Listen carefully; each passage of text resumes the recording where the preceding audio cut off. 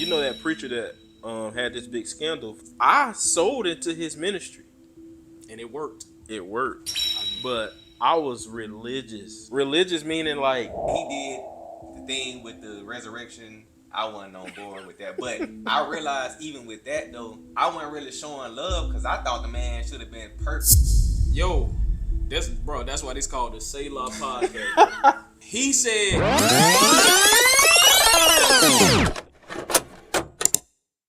we got Titus Curry with us today. He has multiple things that his hands are into.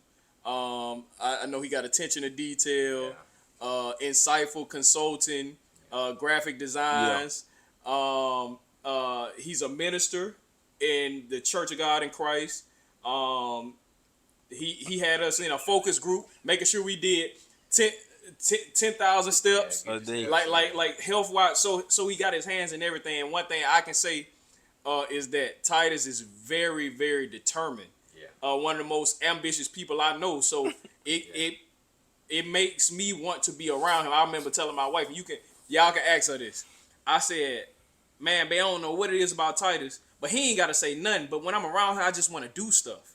Right. And I was like, that makes me want to be around him more, because so many times in my past, I can like just chill. I'm used to chilling. But I'm noticing as I get older, you ain't got time to chill, bro. We're moving fast. You know what I'm saying? It's moving so much faster than I was anticipating life to be. But you'll be almost 30 before you. Cuz. Never mind, we gonna. You like 29? We young, y'all. Yeah, we young. We young. But yeah, we just want to chop it up with him a little bit, and get some pull some out of him that'll help us and help y'all too, cause we taking notes. You know what I'm saying? So, how you doing though, bro? You straight? Yeah, I'm blessed. I actually just got done working. Right. So and we in Alabama, so the weather hot. ain't no like, oh yeah, I just ready to go outside. No, brother, we don't look for it, bro. It's been hot. It got cool for a little bit though. It's actually good today. It's just hot though. Yeah, it's like just the sun out tight. Yeah, it feels good though. But last month, August, it was so humid. And you know, the months before that, man, it was hot. It's unbearable. And I don't care if you got AC, it's almost like your AC don't work. Mm-hmm. So we all feeling that same thing, especially you working outside in the weather, and we all work in the elements, like James say, in the elements. So all right, and one thing, since we talking about business, one thing I noticed is that I'm just looking at the whole landscape of Christians, because we all in here believe in Jesus. Mm-hmm. One thing I noticed is, to me, it seems that most Christians are poverty minded. They seem to lean more towards God wants me to stay with less so I can love him, versus God want me to have more so I won't leave him.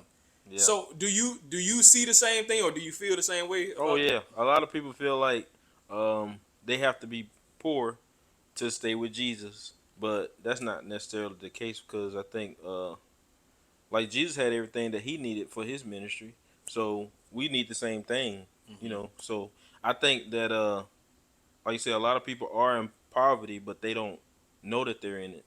Right. Yeah. So I think that's a true statement. So what is poverty then? If you saying a lot of people are in poverty but they don't know, what is poverty then? Why wouldn't they know? They're just in lack. They're in lack of something that they don't know that they need. Okay. That's what I think. Right. Like, most people are kind of settled in, I'm going to serve God, but I got to go to work, or I got to keep this job and all this different stuff, but they don't really step out and actually believe God for what they want, what they need. Because it's easy.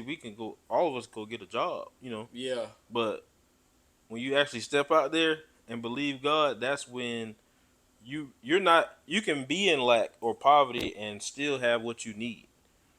Oh. So like, what I'm saying is, like, you can have less, but you have the most that you need because you're believing God. Okay, wait. What? Okay, no. I'm not saying that you. I just need you. I need you to break it down so we can understand. So you saying that you can have all your bills paid but still be in poverty? Yeah. Because you're settled in having your bills paid. So you just think that's all that I need. That's enough. We ask God. God need this bill paid, but we don't ask God. I need some money to give, or I need some money to be able to help the church, or something like that. We always ask God what we need. Oh. So we don't seek the. Nah, we don't seek the extra things. Yeah, we don't seek the extra things that we need to build the kingdom up. If we just ask God for bill money, how the kingdom gonna build? So we like the person at the gas station that just saying, "Can I get like 25 cents instead of like $20?" Yes, throw a quarter at me. Yes, just want just enough.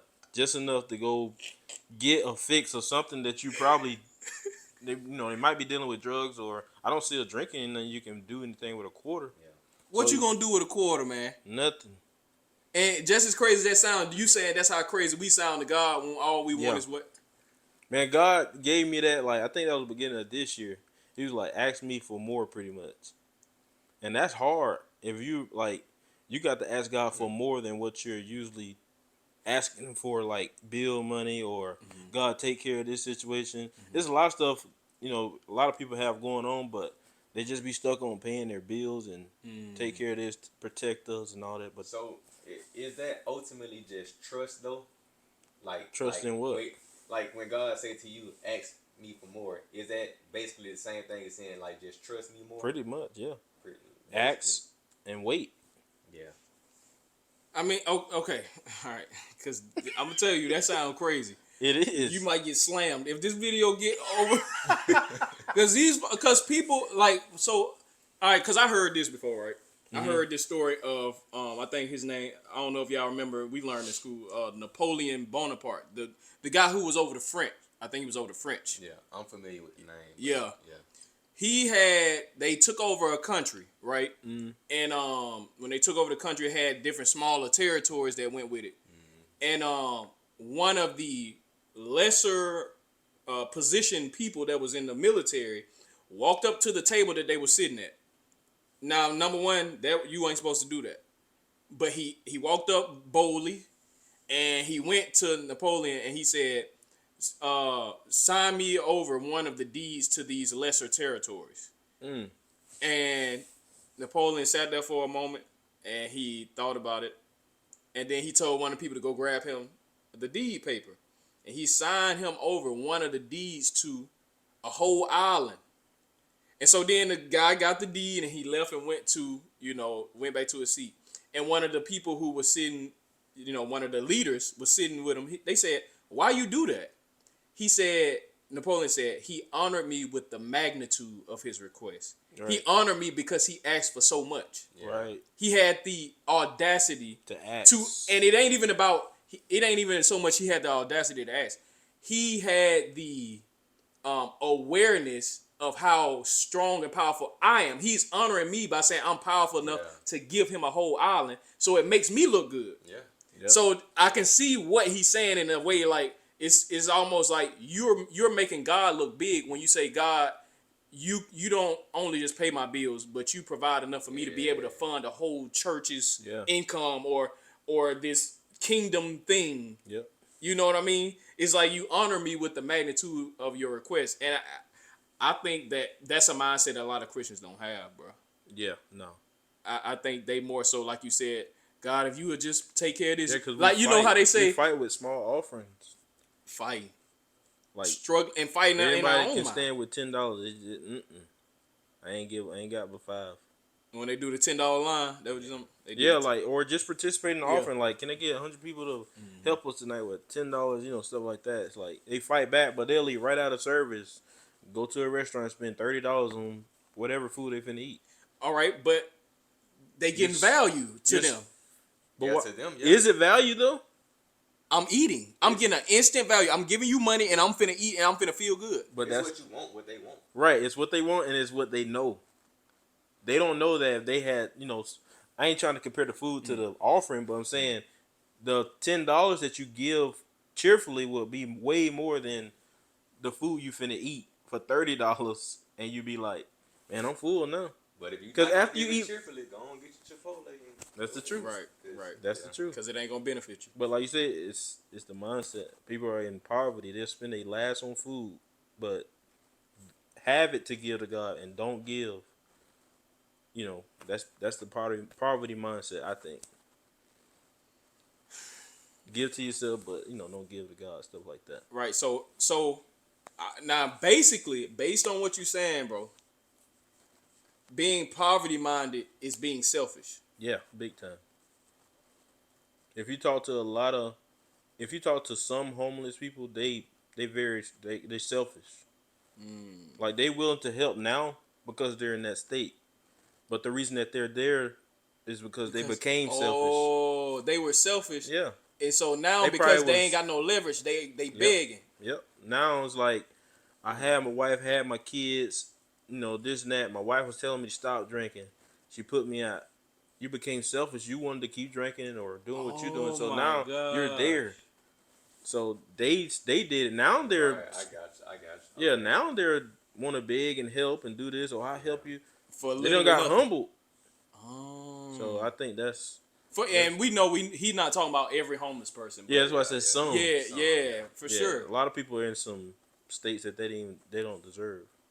Wow, I ain't even think about that. Nah, that's a good perspective though. Bro, I ain't never thought about that. Yeah, me either. I'd be like, bro, we gotta help them, bro, because they ain't deserve to be in a position they in. But some people have put themselves in that position by wrong decisions. Some people choose to be out there. You can talk to someone. Me and Kiki talked to one.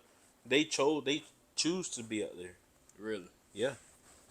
Yeah, they choose to be out there. Don't want to be with their family. Okay. Selfish. So how do you? I feel like you have began to adopt that mindset more than I'm just being real. More people than more like older people that I have encountered that's in the church. Like they be on some jump where like they always complaining about giving in church and stuff. And me myself, I have too. Right. Like straight up, like I be like, bro, why we gotta do this or why we gotta give that, and more so in the past than in the present. Yeah. Now I'm starting to adopt it because being in ministry, you understand that it take money. Yeah, it takes money. And it takes a lot of money. But what for you kind of make you to understand that and to adopt, because that's a whole different mind shift. Yeah. That comes with that. Did something happen to you, or you was just always like that to where you was like, man, bro, we need to give. You know what I'm saying? Right. That ain't natural, bro, for church people, especially. Nah, it's not natural. Especially, I'll just say this for black church people. Yeah. Especially for black church people, for many black churches. And I got a lot of wonders about that too. But to stay on subject, I guess you could say, I mean, like you say now, adopting it to start giving and doing this, doing that. Like maybe 2-3 years, probably 2 years ago, I stayed in Mobile. Mm-hmm. I had started praying and talking to God and stuff like that. And y'all heard me tell me the testimony of how I was asking God, increase my faith on this and that. And I was doing really good in business. I had like a shop, detail store, had a lot of stuff going on in business. And I just started praying, asking God, Lord, increase my faith in this and help me to do this, do that. And God will help me do different things, I believe, because it was of my own desires. Mm-hmm. And, you can ask God for something, He be saying no, but He'll give it to you because you just won't stop, And He'll let you fulfill your own desires without telling you, hey, don't do that. Mm-hmm. So in the midst of that, start asking God, increase my faith, all this different stuff. So in the midst of me praying, stuff started falling off. Like business going down, details. Oh, falling off like as in like going down. Yeah, started going down. So business sales started going down. Detailing store sales and just different stuff I would do like ceramics, all this different stuff. Mm-hmm. And stuff started going down. So I was used to making like $2,500 a week detailing, and all that and that's 25. That's the least that I was making. That was at the bottom. Yeah, that was the low end, 2,000 a week.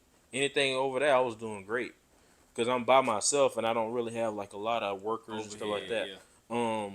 But in the midst of asking God for that, my mother-in-law would tell me, don't be praying that if you ain't ready for it. And I'd be like, oh man, God gonna increase my faith. I'm gonna be good. Man, I didn't know what I was praying, but stuff started falling off. Lost the store, couldn't pay for it because sales went down in detailing and selling products, all that. And even in that, I think I told a testimony at church one time. We was at Mason Memorial, and they had randomly called all the ministers up to say I something. remember that. And in my prayer time, God told me to make His name big, and pretty much, do what He want me to do. And at that time, I was going through like, I would stay home. Like, I feel like I was in. I don't like to name it depression, but I feel like I was in an unknown depression.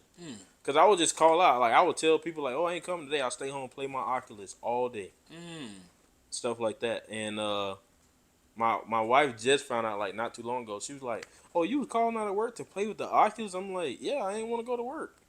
And she was like, she didn't like that because she didn't know about it, but it was like an unknown depression that I was going through. Cause I'm like, I'm losing money and stuff like that. So in the midst of all that, God went through health and all that to my blood pressure and said I had imbalanced electrolytes, something like that. Just all this stuff. But I never accepted that stuff. And but through all that, I feel like God built my faith up all the way to this point. So now I feel like I ask God for stuff, when it's of His desire. And the scriptures talk about how God will give us our heart's desire, but our heart got to be with God in order for Him to give us what we desire.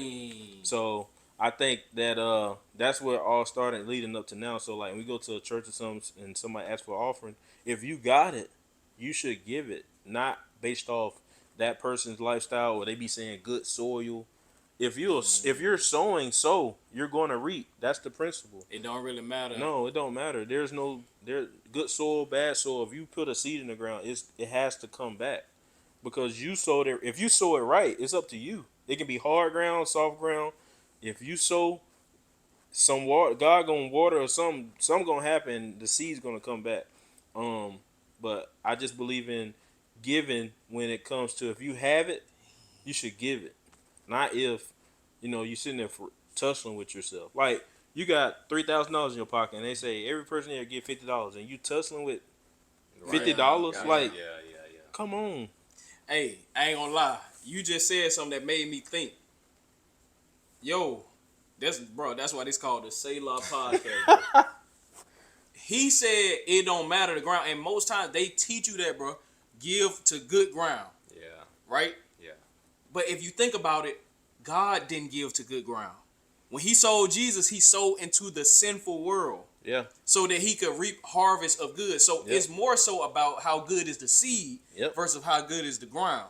Yeah. What? Because hard ground or soft ground, the seed will take root. But think about it. If you remove the money aspect out of it, if you sow, like, say you sow like love or something to a person, if you sow it into a person who are already good, what's good that gonna do them? You gotta sow into a person who need, like, someone they need the love, which most people would say is not good ground. Yeah, exactly. But you trying to produce a good out of a bad. The ground need the seed more than the seed need the ground? Yes. Titus, don't come on here doing this, man. Bro, y'all the first guest. Bro, I'm telling you. Yep. Oh, dang, I wanted to do something at the beginning. We was going to do this thing where we like, but we don't have time today, but like I wanted to do this thing. I was meditating on it. God gave me this. He was like, just get a random item, and every time you have somebody on, you toss it to them, and they got to give you a revelation about life with that item. Ah. I was like, yeah, that's cool. That's something that'll blow up, over fire. time, the more and more you do it. But that's a crazy understanding to have, bro. Yeah. My seed is the thing that's going to change the ground, and it's going to come back to me, bountifully. So I ain't worried about who I'm giving or where I'm giving. Yeah. Because actually my seed could help them more than it hurt me. And you know how I know that works? What the world? Because, that preacher that had this big scandal for, we gonna talk they about say it. over 10 years or whatever. But I sold into his ministry. And it worked. It worked. I know it. Bro. I did the same thing with, yeah. I'm telling y'all now, I sold into this man's ministry and it worked. Like it worked for me because I didn't go into it having speculations and all this stuff. You know, people start thinking too deep. Before you sold, you're gonna mess up because you're gonna give grudgingly. So I mean, me as soon as he asks, I give. I'm talking about I give, and then I'm talking about. I remember one week I gave. He came to Mobile. I'm talking about. I told y'all basis was $2,000. This week I probably made like $3,500. Not the month. And I know it was off the seed because I don't regularly do that unless it's like a nice booked up. That's a great week. Yes, that's a great week. By myself. Yeah, by myself running a business. That's good for Manual me. labor. Yeah, and, that's and a great your week, income is based off your business. You know, if you got this and that. So by myself, no employees, $3,500 a week. That's good. You probably taking home profit like 3. Yeah, you buying products. Yeah. Ain't no lights, no water. Jesus. So it's like that's it works. Week. Oh my great week. I'm telling you, it works. So that's how I know. All right. So you wanna ask what you? Yeah, I wanted to go back to when you were saying you prayed the prayer, for God to increase your faith. Mm-hmm. All right, so when stuff started happening, like physically happening, I'm talking about like sales declining, like physically stuff is like, hold on, like what's going on? Right. Did you remember initially that you prayed that prayer, or was you kind of like shocked at first and God had to kind of bring it back to your remembrance? Like, remember what you asked me? Like, what was your initial reaction when? My initial reaction was to react to the problems that were going on. Right, I wasn't thinking about no prayer, none of that. I even and to be honest with you, I think I even stopped kind of like praying more than what I was. Wow. So you start focusing on, I got to try to save stuff without going to God. That's real. So it's like you're scraping. I'm scrapping now. I'm trying to figure out what I'm going to do, asking people for money, trying to get a loan or something like that to work everything out. I'm burying myself, and the prayer that I pray is why I'm here. Yeah. So you was kind of praying, asking them. Then when it started happening, but the prayer's out there. Yeah, it's there. Yeah, it's out. God is still going to work that in you because you want this. You really want it, even though it's producing or it looks bad. You want this. It's just it's a lot, but you meant it. You meant it when you prayed it. Oh yeah, you meant it. God gonna give it to you. The situation kind of made you back up a little. Because God still know your heart. He know, man, he going through now, but I know he want another level of faith. Yeah. So, I remember Pastor Griggs was talking about something like that. He said he was spending time with God, and he said he asked God something. I don't remember exactly what he said. He asked him, but he said God said it's gonna cost you, and he said he bagged up straight up. He was like, I bagged up when he said that. He like, what you mean it's gonna cost me? It's not no joke. I'm telling you. Yeah, bro. That can be so scary when you like trying to count up the cost. Is this going with Abraham? Is this going to cost you the thing that God gave me? Yeah. In your case, everything God bless you with, he was like, let me see if you will let me take it back. Type jump. You know what I mean? I had a client. You know him. The big client. Yeah. This man gave me $10,000 to keep all his cars up for a year. Gave me a $10,000 check. Advance. And you know why he gave me that? Because of what he said earlier. I asked him. Yep. I asked him, and he asked me, so he must know I got value, and he knows. Dang, I ain't even think about that. It's the same thing. Same thing. I asked him, so he gave it to me, and he knew who I was, and he, like I say, the audacity for him to ask me he must know I got some type of value or something to give him, and believe that I can do it, and I'll do it. Yes. I asked him. I said, "Will you give me $10,000 to take care of all your cars for the year?" And man, cut the check. Ms. Walker was there. My mother-in-law, she was there. She seen him give me that check, and I prayed, and I was like, "Man, Lord, show me what to do with this money and stuff like that. Show me what to do with this money." And I was like, "Man, if I mess this up, just take all this stuff away from me." I'm telling y'all what I prayed. Yeah. So he gave me the money. I bought products and stuff for the store, and I bought a lot of stuff for that store. I did fix stuff up and all that, but I don't think that was what I needed to do with that money. To this day, I think about that. like, man, I missed what I should have done with that money because I didn't seek God with that money. You seeked him for it. You for sought him for it, but you didn't seek him what to do with it. What the? That's bro, to this you day, tripping, bro. You to this coming on day, here with this? Hey, to this day, I think about, man, I had a $10,000 check, and I didn't ask God what He want me to do with it. Wow. Hey, but it can never happen to me no more. Bro, it could, but it could. You see what I'm saying? It's a maybe. No, I'm saying, like, when I get the chance again, because I know I'm going to have a better chance, I won't do that no more. Oh, I see what you're saying. I got you. Like, I won't misuse it.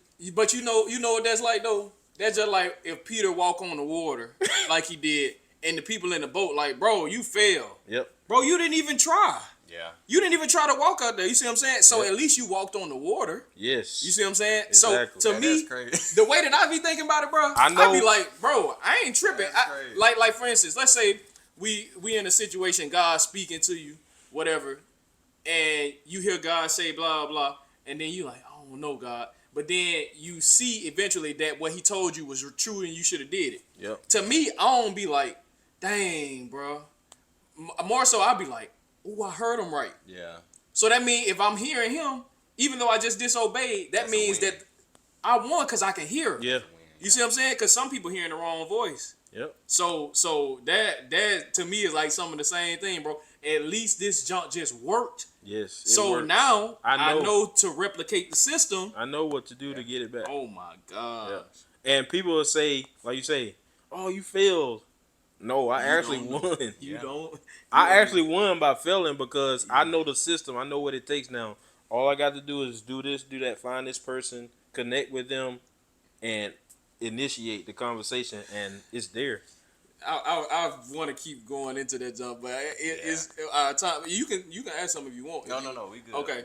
I actually want to go just for time's sake. Yeah, for time's sake. We gonna get you back though, cause this whole thing we going. That's a loaded conversation. Yeah, it's a lot to talk about. But I do want to talk about something, and I'll start off so that you understand my heart. I ain't trying to.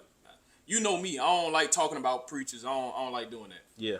But I want to talk about this for the sake of some people who are dealing with this because I dealt with it myself. For example, For example, with me, I used to watch Prophet Lovey a lot. Mm-hmm. I don't know if some of y'all who watching know who Prophet Lovey is, but he had a lot of different scandals come out about him. Some of it is undeniably true.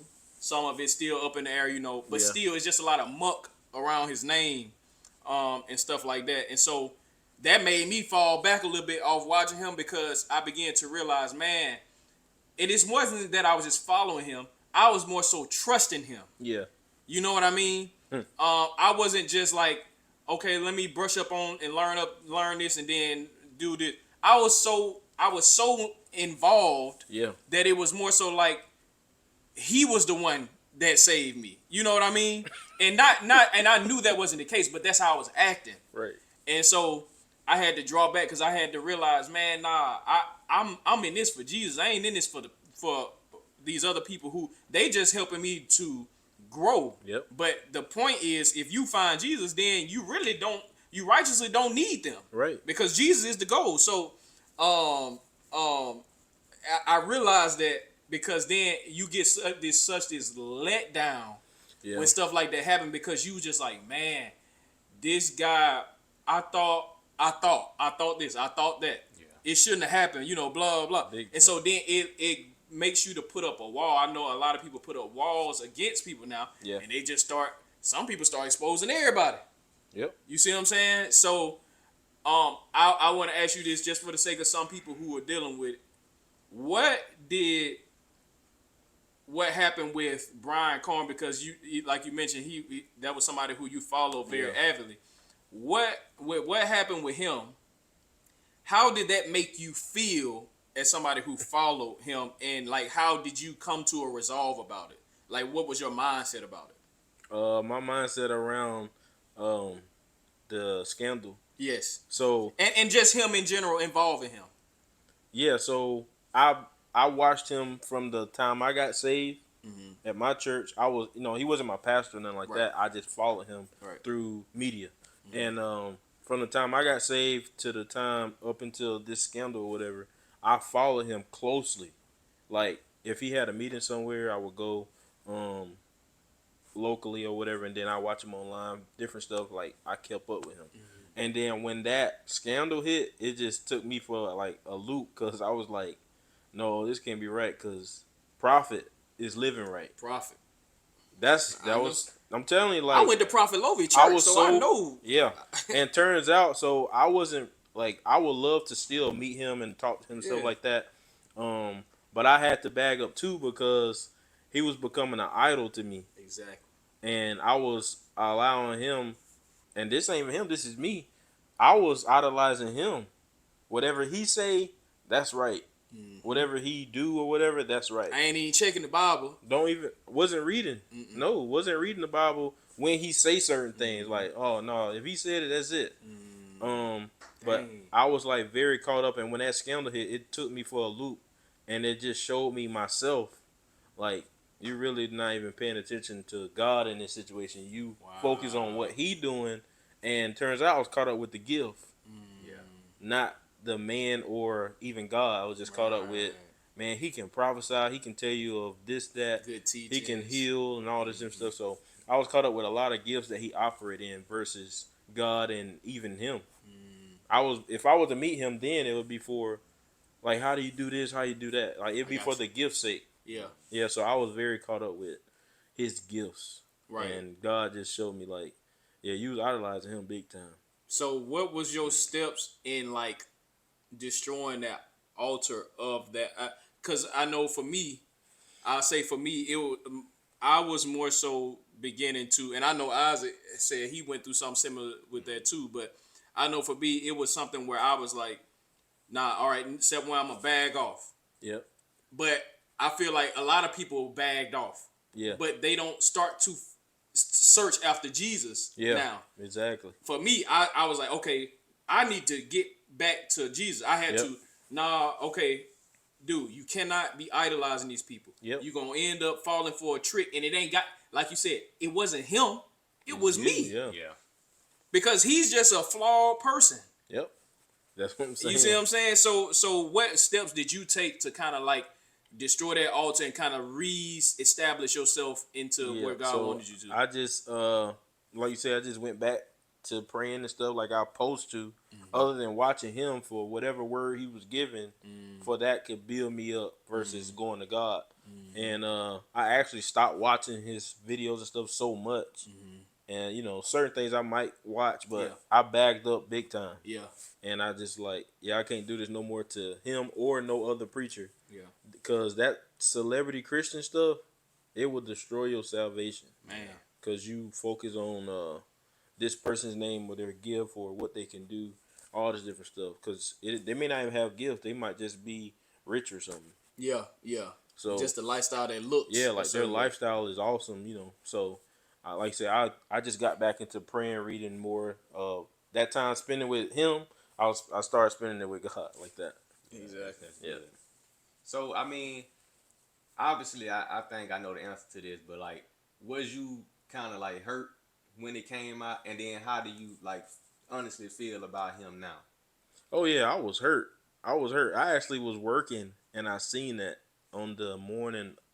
The morning of, I woke up and I seen it like everywhere on Facebook, on YouTube, and all that.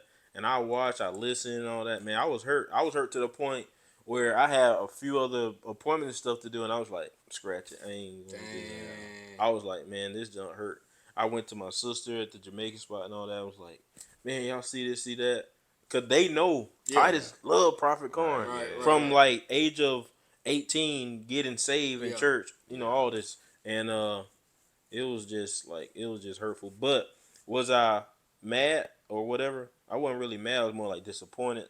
And then on the other question you asked, what you said was like just how do you feel about? Oh, how now? I feel about it now? I feel like I'm like neutral now. Like, oh, there go Prophet Corn. Yeah, I don't necessarily hold that to him because you can't freeze people in something that they messed up in. I agree. Right. And he still got the gift, obviously. He still got the gift. Yeah. He still got it. Not leaving. It's not going nowhere because that's what it say. Gift and calling come without repentance. God is not regretting He gave you them gifts. Yeah. So, and I know people be like, you know, that's you're supposed to be saved, but they ain't got nothing to do with it. So it's like God. God is not regretting. Yeah.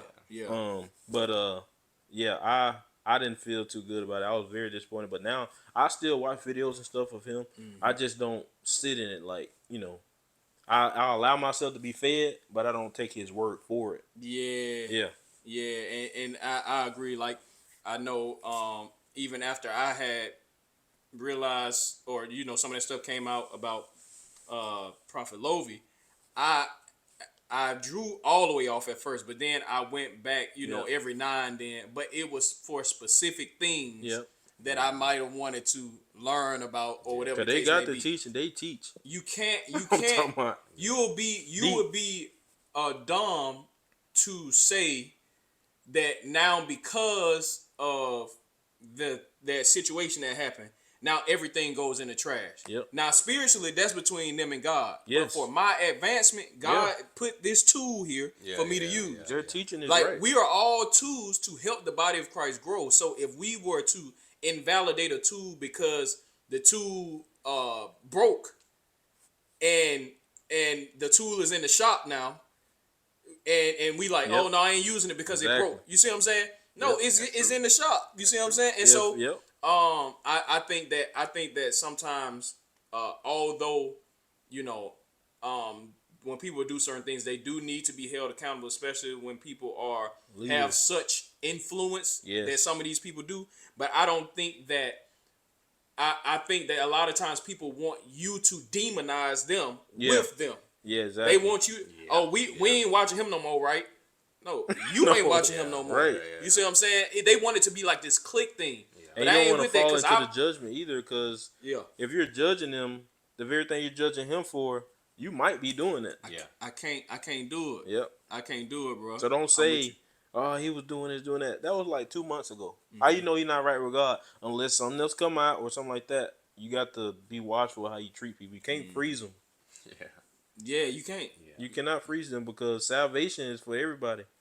So you can't, be like, nah, he ain't right. From 3 months ago, he not right. And you know my thing is too, Titus. I genuinely be wanting to talk to people who do that type of stuff. I be wanting to talk to them and be like, how long did you pray for him when you found out? Like, real talk. Because for me, that was like in my notes. Pray for him when you get up at 3. Yeah. Like, I was praying for literally on our prayer list at 3 a.m. We got them 2 names specifically that we pray for every morning at 3 when we get up to pray. So it's not no jump where it's like a fake. Oh, I gotta expose what he did. He shouldn't have did that. Blah, and then you leave it at that. No, I care about the soul, not because I like them so much necessarily. Because I like Prophet Corn, but I wasn't as avid like some people. But I care about them because God do. Yep. And you got to think about it. If they're a tool in the kingdom, if they don't get the right help, they gonna mess a lot of people up. Yep, so I'm thinking about the potential too. Yep. You see what I'm saying? So your teaching, like if Paul say he preaching, if he be a castaway, that mean you can lead somebody to Christ and you be messed up. That's people don't act like that, John. Like that's he could real. He could be a castaway, but he got the knowledge to help you with your salvation. That's real, bro. They don't want to accept that, though. They don't want to accept that. They just feel like... That's why you're not supposed to look at the person when they teaching and preaching. You need to listen to what's coming out their mouth. Yeah.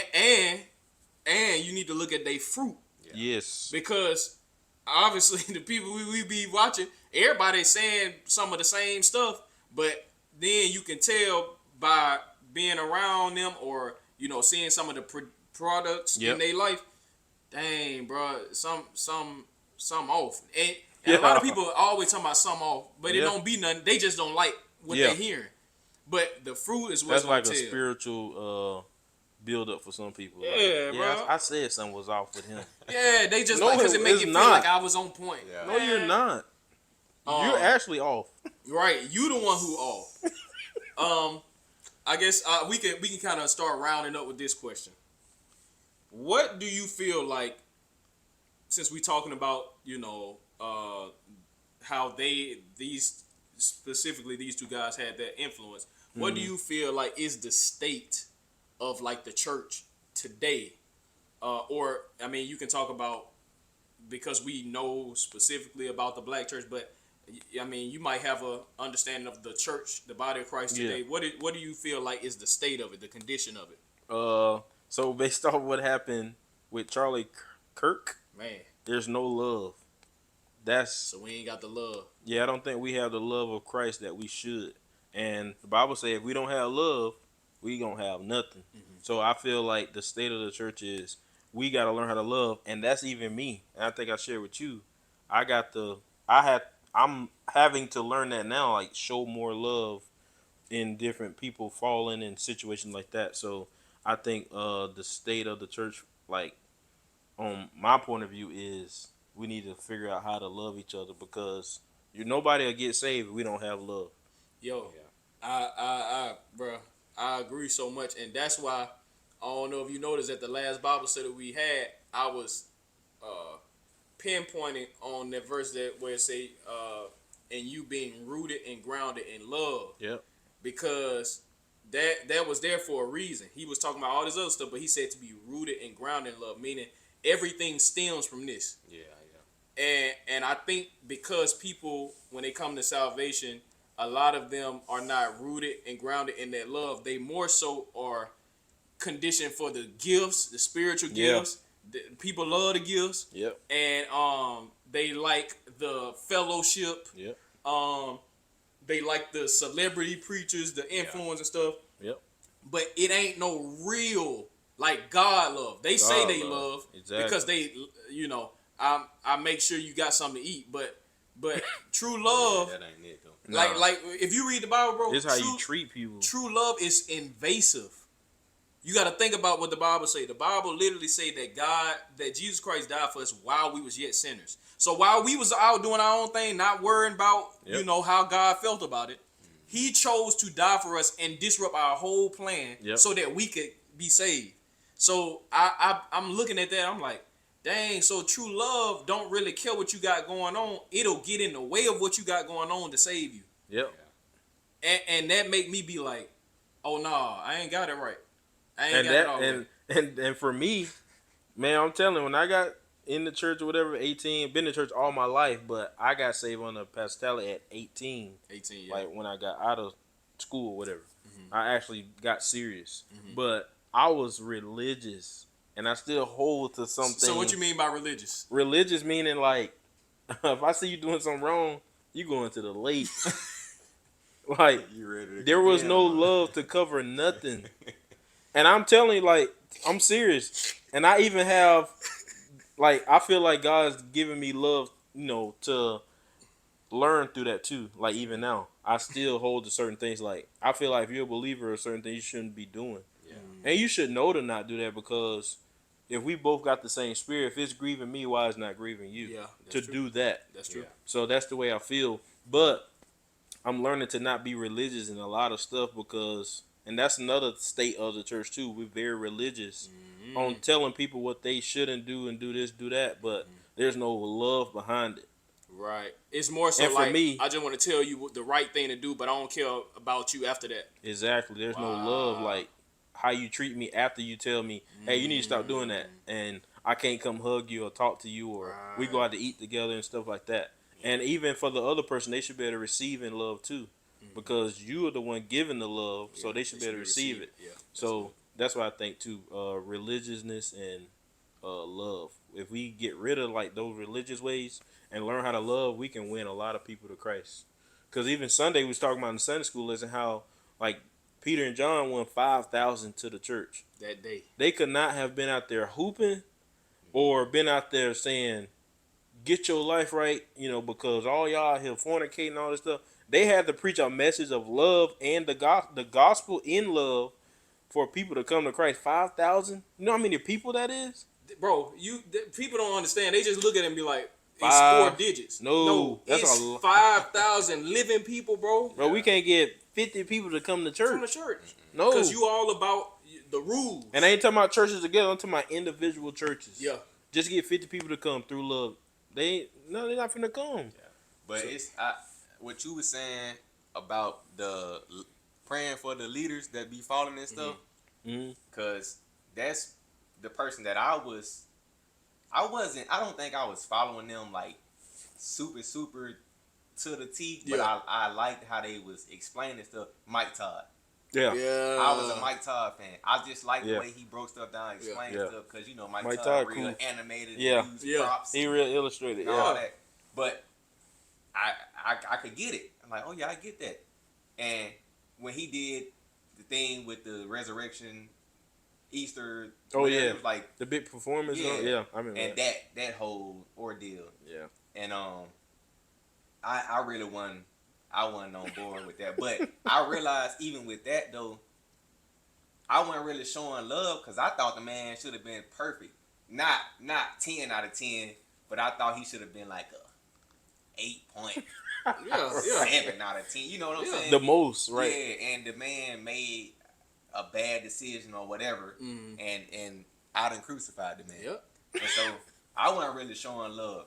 Right. You know what I'm saying? So love is like you saying, like both of y'all saying, it's way bigger than what we be thinking. Bro. Yeah. Because love covers is crazy. They say love covers a multitude of. I probably ain't getting it all right. No, that's right. But love covers is crazy. Just that little bit.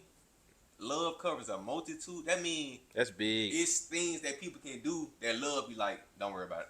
Not don't worry about it. Like, but it's crazy. Yeah. Though. How many people was in like the multitudes that Jesus talked to?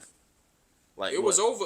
He fed 5,000. They said not including women and children. And love supposed to cover a multitude of sin. Literally. You know, all the people following Jesus was not saved. Nobody that followed him was saved. That's what I'm saying. So if Jesus' love was covering all of them people, and he still was feeding them, preaching to them, telling them the word, he never would be like, "Yeah, you fornicating, go back home. You stud me."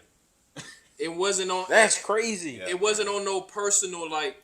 I don't like this type of these type of people. The people that came from that way, or the people that came from that way, we ain't gonna feed them because they got money.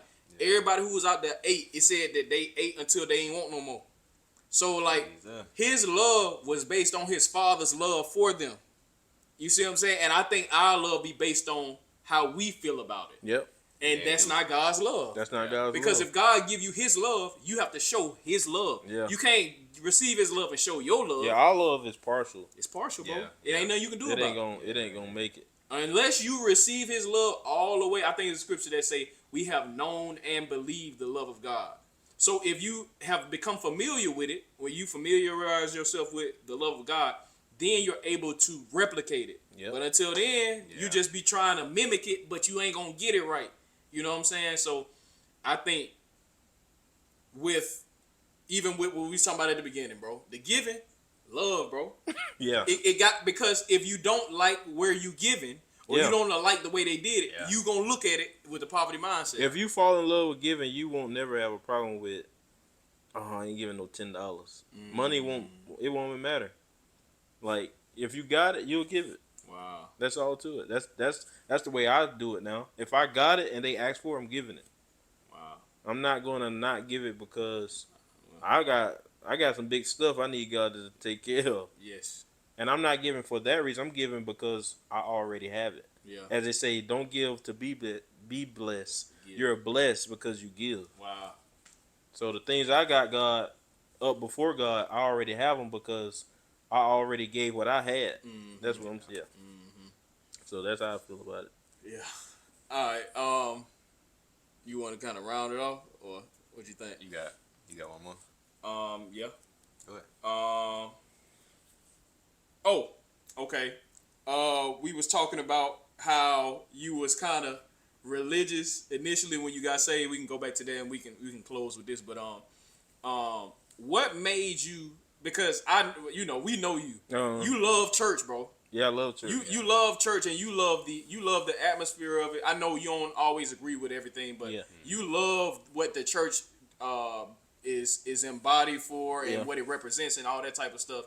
What make you like so attracted to church like that? Because I know people who grew up in church just like you, but can't stand it. Right. And so I know it ain't just about being in church, but what makes you enjoy and love the church so much to where you're so invested in making sure that things, because when somebody do something wrong, you like, and you have the mentality like, you need to get it together and you want to correct it so bad, and you're so passionate about it. You love what what they are trying to mess up. Yeah. So what made you kind of like that? I think from a kid, I think it's just loving God. I think, and then also being raised in the church. I think, like I said, I think I learned to love the church, which is of God. Right. So I love God, love the church, and then I love to see people change. Right. Like I actually look like, I think at one point I think I love to see people change more than myself. So I actually love to see when a person come in. You ain't got to be all out there doing drugs. You can be what they call it, agnostic or something like that. Right. Just in the middle, man. Don't know. Don't really know. And I see a person come to Christ, like, man, that do something for me. Yeah. And I'm not even right. Right. So I just like the transformation of church, and I love going to church to see what's going to happen. You say you like Transformation Church? No, oh, I said I like.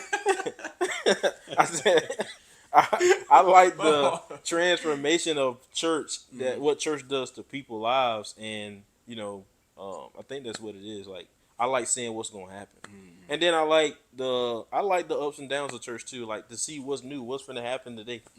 Like I'm very I like observing a lot of things, and like the order of church. I love like organization, all that. So there's a lot of stuff that go into it. Yeah. I just like church. Yeah. Like a professional churchman. Yeah. That's fine though, man. Yeah.